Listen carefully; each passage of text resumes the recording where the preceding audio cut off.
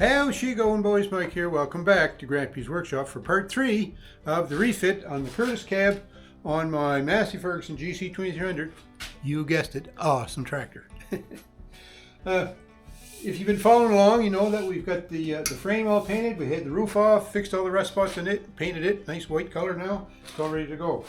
So what I need to do next is, on the cab, the doors themselves were vinyl with clear plastic inserts in them. That's why it's called a soft-sided cab, right? Also, the back window in the cab was a clear vinyl window. So what I want to do is clean up those clear vinyl windows, get them as clear as I can. And also, if you remember when I took these panels out of these back windows here behind the doors, they were in bad shape. One of them was broken half, the other one had a big chip out of the bottom of it.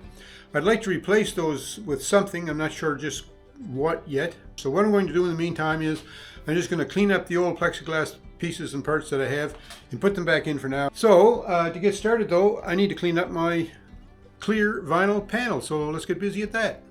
All right, here's one of the doors. This is the left-hand door. They're suicide doors. They open at the front, swing to the back. So this is to be the front of the tractor down there, right? What they are is a clear vinyl insert in a red vinyl frame. The doors themselves, all around the perimeter of the door, is a piece of flat bar stock that is, it looks like it's 1/4 of an inch by about 5/8 wide. And that's formed and makes, like I say, the perimeter of the door. Then there's a piece of stock that goes full width of the door, and that's 1/4 inch by about 3.5 inches. That goes from side to side on the door. And then there's a piece of tubular, well actually it looks like a piece of C-channel welded to that. That's probably a 1/16 of an inch thick, but just to give it some rigidity, and that's what the inside door handle is mounted to. Then they have this bracket welded on here for the actual door latch. So yeah, nice strong doors. The doors are also, there's a bit of a concave to them, or convex if you look at it from the outside, I guess. And the whole idea of that is, so when you close the door, it'll seal nice along the bottom and along the top, because what it has to do is pull the center of the door in to latch. So when you close the doors, they seal up nice and tight. So when you close the door, it sounds like thump, nice thud, eh? When you close the door, it sounds nice. Anyways, the way the door was made, like I say, this flat stock was around the outside, and then this vinyl skin that they put the door on is wrapped around that, and then they had Velcro tape, that sticky side Velcro tape, stuck all the way around the door frame, and then they just stretched the vinyl panel around that and sealed it down with the Velcro. So that's all that holds that door in place. So I suppose if I really was into it, I could take this whole door skin right off and replace it. Yeah, I'm not going to go that route though. Then what happens is, along the edge of the door then, they have weather stripping. Now wait till I just turn the door over and show you this. You might be able to see it better. They have this weather stripping that it's sort of a U-shape, and it slips on over that 1/4 inch flat bar stock that makes the perimeter of the door. And then on the inside of that, there is the rubber, like flexi seal that goes on that. So the doors are well made, that's what I'm trying to tell you. Eh? So what I need to do today is I need to clean these doors. I'd like to clean the clear vinyl especially, but while I'm at it, I may as well just wipe down this red stuff too. Oh, the doors are also lockable, but you know, the lock, why lock a soft-sided cab, eh? But anyway, what I'm going to do is, I have my rubber mallet here. I'm going to go around the door making sure that this perimeter strip is all in place well. I noticed up in the top, because, remember when I was saying I had to make backer plates for my hinges? Because the hinges were not lined up good, this part of the door was really slamming tight against the cab frame, and it has broken the weather stripping away. So ideally it would be nice to get new weather stripping put on there. And I think what I'm going to do with that is I'm going to search for a supplier of this type of weather stripping. I don't imagine it's rare. I could even contact Curtis Cab for it, because I'm sure they would sell parts and pieces. And maybe I'd end up replacing that, but not today. It's like the plexiglass windows behind the doors. I'm not going to do that in this refit, although I would like to, but it's just not in the cards. I'm going to go around the perimeter and make sure that this weather stripping here is on the door frame good. You see right there, it kind of takes a little kick out. So I just wanted to see, you tap that with the hammer, it goes right back on. But anyway, that's what we're going to do. Well, I think for the most part our trim is as good as I can get it. We're going to clean the vinyl. It's funny because the outside it's smoother than the inside. The inside is really, really rough. But I'm going to start on the outside. Now there's lots of different things to clean vinyl with. I did some research about this. The main thing they say for clear vinyl is not to use anything that has like an ammonia base or what would you like, acetone or you know, harsh cleaners like that. Like I would say things like Lysol, petroleum-based products, things like that. Stay away from those. I checked with Nanny on this because she's a cleaning expert. She says use vinegar and water. So what I have in this can right here in this spray bottle is 50%, no, about 10% vinegar, 90% water. Vinegar and water. And when you read about it, and Nanny confirms this, it'll cut through grime, grease, doesn't leave streaks, it cleans good, doesn't harm the vinyl. Sounds like too good to be true. But anyway, I used it on the lake room windows last fall and worked really good. So they say soak it down good and use a microfiber cloth, so that's what I have right here. And it says wipe them off. Pretty simple. So just the first spray on and then the first wipe off. Let's just see here if I can examine this cloth. Well, it's hard to tell if that's dirt or not. A little bit of dirt right there, but the rest of it is just wet. So anyway, not bad.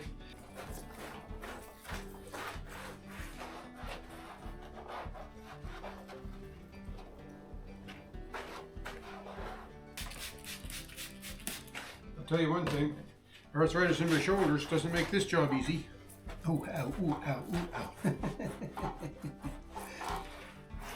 But I'm just going to say one thing. This cab, I say this many times, it's almost 20 years old, and I'm just super impressed with how it's holding up. So, if anybody's out there thinking about getting a cab and they say, I don't know if I want to get a Curtis Cab, soft-sided cab, Curtis soft-sided cab, man, oh man, I would say, fill your boots, go get it. Because if this is any indication of what they're like, I can't see much wrong with them. But if you're thinking you might like a cab, I wouldn't write off the Curtis soft-sided cab. It's worth it. All right, I'm going to clean the inside now and see what happens there.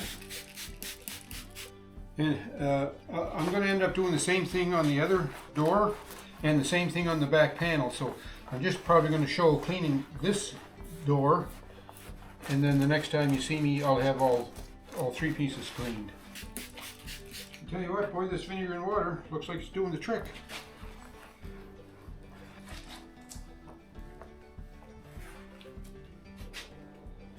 Okay, one more go around at the bottom.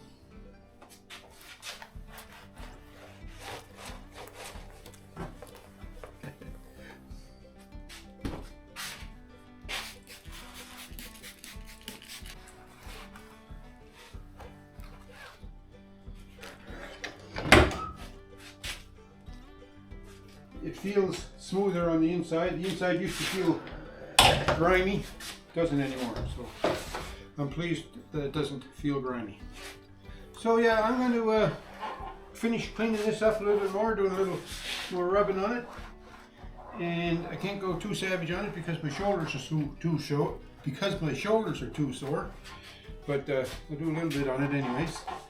And we'll be back when we get these all done, and then move on to the next step of the cab refit. All right, there's both doors clean and the back window clean. I'm not real pleased with the way the window cleaned up, but I don't look out the back that often, so it'll be all right. But the doors turned out not too bad.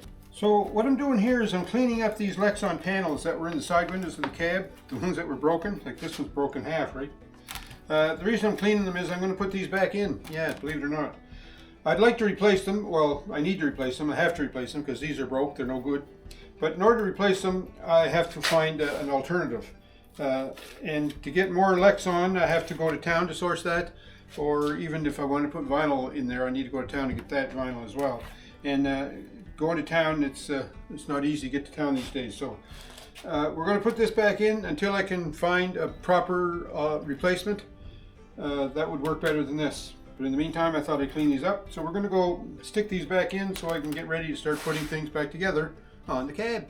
Okay, we're going to put these panels back in, and I know it's probably not the right thing to do, but hey, I'm from out of town, so.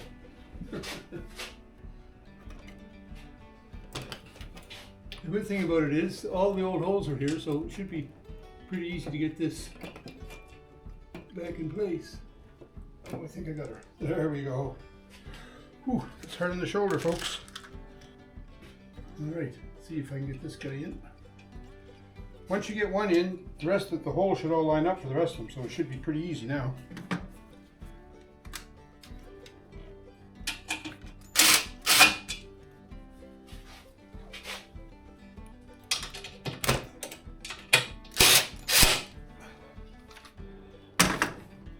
Okay, so that's what I'm going to do. Put the rest of those screws in there, then I'll do the other side. So, moving right along, we're going to put this one in on this side now. The other one went in pretty good.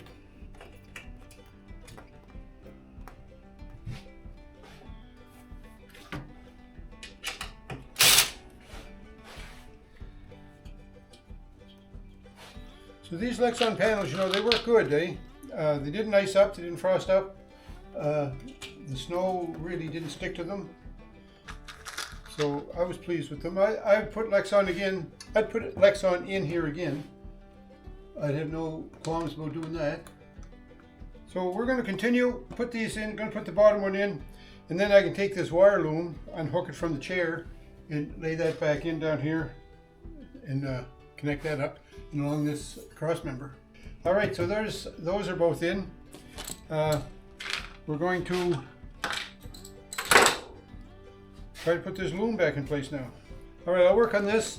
This is just going to go along here, across the top, and then this one comes down the side, right, down the back post. So I'll get those in, and then we'll be back. This wire loom is nice stuff, eh? Like if you have to do any kind of wiring, it contains the wires, keeps them nice and tight together, and the other big advantage I find, it keeps the critters from chewing on them. Because critters love to chew on wires. I don't know what it is about a wire, but they love to chew on them.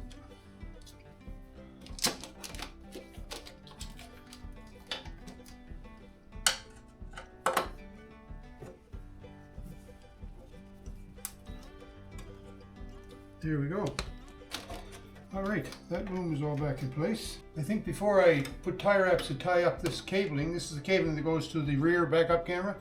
Before I put cabling in that to tie all that up, I want to put the roof on. But before I put the roof on, I'm going to put the hinges on the posts and then put my grab handles on the door posts as well. So that's what the hinge looks like. It's just a pin hinge. Pin faces upwards and it goes on the outside. Something like so, right? But we need to put our backer plates on them. So that's going to go in there. And then we're going to take the backer plates that we made, put those on here, put the hinge on, and then just a sec, yeah, a washer, and then the nut.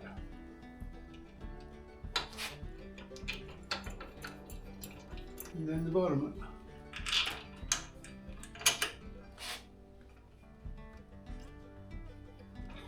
Right, just as simple as that. I think that's going to work good, eh? It's going to be, it's going to allow that hinge to sit a little bit outside the door frame, which is probably further than it should be, but that'll be all right.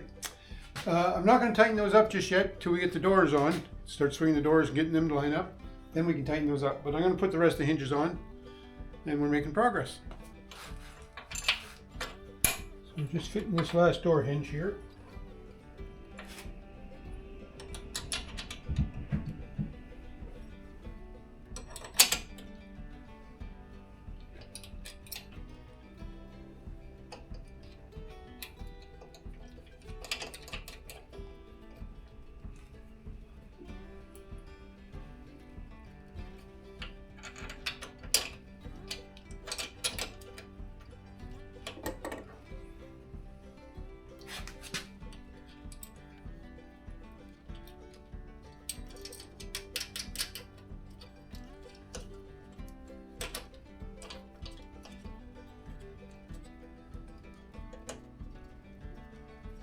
There. Okay, now they're ready to hang the doors. Once I hang the doors and get them lined up, I can tighten down the hinges. What else we need to do? Need to fix the front windshield.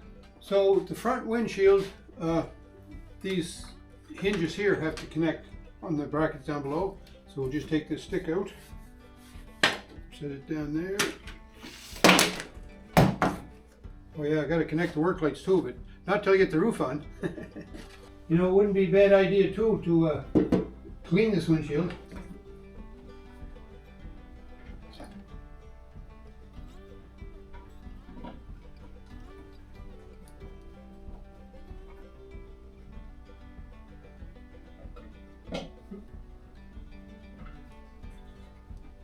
Two screws on each one, hold them in place.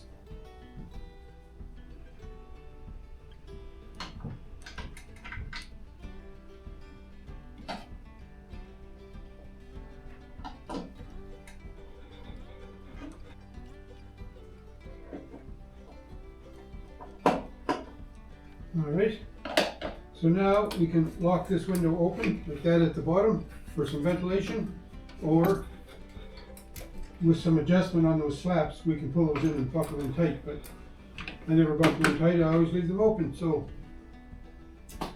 done. Okay, another little job here. I want to put these hand grips back in place.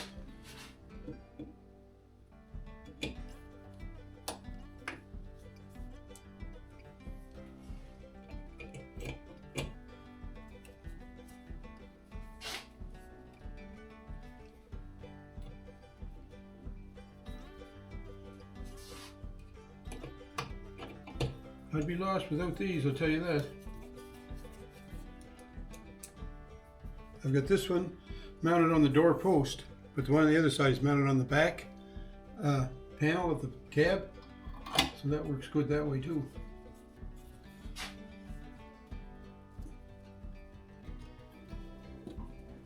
There we go. Now put the one on the other side.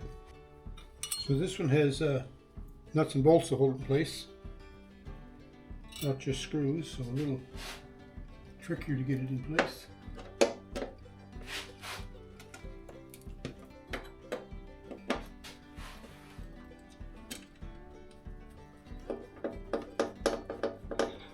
You know, little adds like these hand grips, make a world of difference when you're operating the tractor. So whether you have a cab or whether it's open station, doesn't really matter.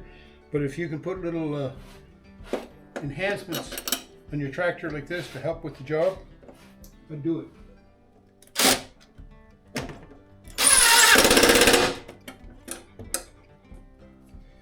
Alright, I had to cheat and use the drill driver to get that on. But there it is. So those handles are on. I've got the toolbox I want to mount in the corner here on the fender, but I'm not going to put that in until I get the back window in, because I'm going to need some room to work in around there, so we'll leave that off for now. I've got a couple of screws to put in that wire loom for my remote control for the winch, and I'll do that, and then I think that's it for here. The only thing left then is to put the roof on it. So we got most of the little bits and pieces put back on the cab, on the Curtis cab, and it's looking good, I think. It's looking good. A few other things to do. We've got to put the back window in it, and we've got to get the roof on it. But I think that's going to bring us to the end of this part 3, for the Curtis Cab refit. But I hope you can come back for part 4. That should be the last part. And in that part, I've got a little surprise for you. I'm working on kind of a special feature. So I hope you drop in to see what that is. And I hope you like it. So anyways, thanks for watching, folks. I sure hope you're enjoying this series about the Curtis Cab refit on my Massey Ferguson GC2300. Awesome tractor. And don't forget to thumbs up me. And have a great week wherever you are. And we'll talk to you soon.